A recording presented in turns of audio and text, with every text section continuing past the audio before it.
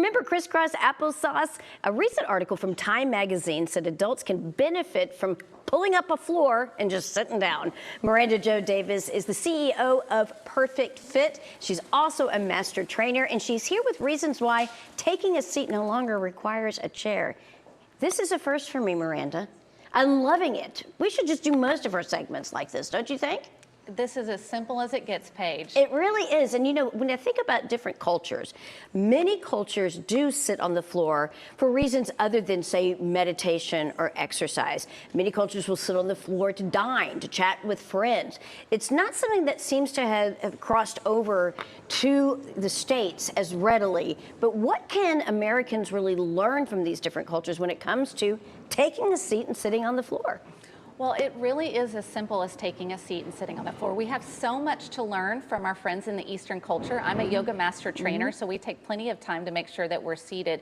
But what they know is that it reduces inflammation in our bodies, specifically in our lower back and in our hips, that for years sitting at a desk or for those long commutes, they have really created a lot of stress. And so what we're doing right now is actually relieving that, Paige. All right, so we're seated quite a bit. I mean, we're in our chairs, we're at our desk, we're in the car, we're watching a show, we're constantly in this sort of position. So what are the benefits between sitting on a couch or sitting on a chair versus being here and sitting on the floor? Whether you're a seasoned athlete or a couch potato, there are benefits to be had. And I always make sure that I do this with my clients. And a lot of those, let's just kind of practice right now. Okay. This is great for our posture. So we're stacking the vertebrae, which helps to decompress our shoulders. Okay. It opens up our chest, which is very important for our lymphatic system so we can take those nice, full, deep breaths. And it naturally decompresses our spine. But what's most important is we really want to focus on that hip and low back health. And so when we do that, grounding our tailbone down, it releases that. But one of my favorite benefits is it also grounds the mind. So it has a mental component as well. That's so interesting. All right, so we think of crisscross applesauce. It's something that we all learned in kindergarten. But there are some other positions that you can take on the floor that you can show us. Show me a few of those and how they benefit us. I'd love to. We have choices, and I love to modify for our bodies. So, you know, this is intensive for a lot of people's knees, and it's not acceptable, so we'll just change it. If you wanted to stretch one leg out, maybe even bring the other leg a little further away, just taking some extension here. I can actually feel the difference. You're lengthening the back of the body, specifically in the hamstrings. Now, if that still bothered the knee, just take and go ahead and extend the other leg out. It's really that simple. Some of us prefer maybe to do a diamond shape that can open up the pelvis and the hips.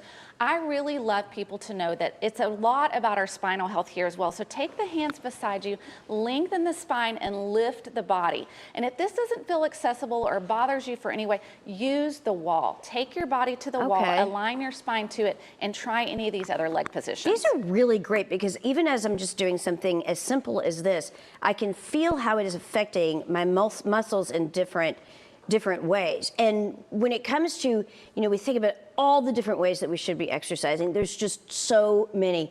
I cannot think of anything more simple than this, especially even if you're not as comfortable with this, you can lean up against a wall and that still has some benefits for you. It does. And you know what's so important, this is a practice, Paige. And so when we get into our golden years, there's a very real fear of people going from standing down to the floor. That is the truth. Or from the floor back to standing. So this is a way to help us learn to trust our bodies, to have faith when we practice it, that we are going to balance and have some good core stability. Number one benefit that I love from this for people that age, and it's scientifically proven, is that if you are prone to falling or you worry about falling, this practice will actually help to prevent that. All right, so how often should we be doing this? Because I'm thinking about some easy applications that I can take. I'm wondering how they would feel at work if I just pulled up a floor and sat down and maybe even have my laptop here. But how often should we, and practically speaking, what would that look like? I love that, and I would absolutely encourage it. So ideally 30 minutes a day, but if you're just like we are right here, Paige, 5 to 10 minute increments, take your laptop, put it down on the ground, make that phone call to someone down on the ground. Yes, have your lunch down there, read a book, watch TV, make it very accessible. You can multitask and sit on the ground. Is there benefits to going from, say, crisscross applesauce to some of these other poses? Should we incorporate that into a quick and easy exercise routine that we can do daily?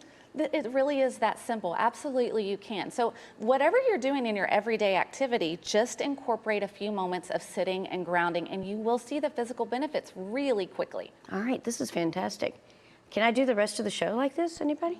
No, guess not. All right, but thank you. This has been a lot of fun. I really do appreciate it. So to learn more about this and many other health living tips, you can go to mirandajodavis.com.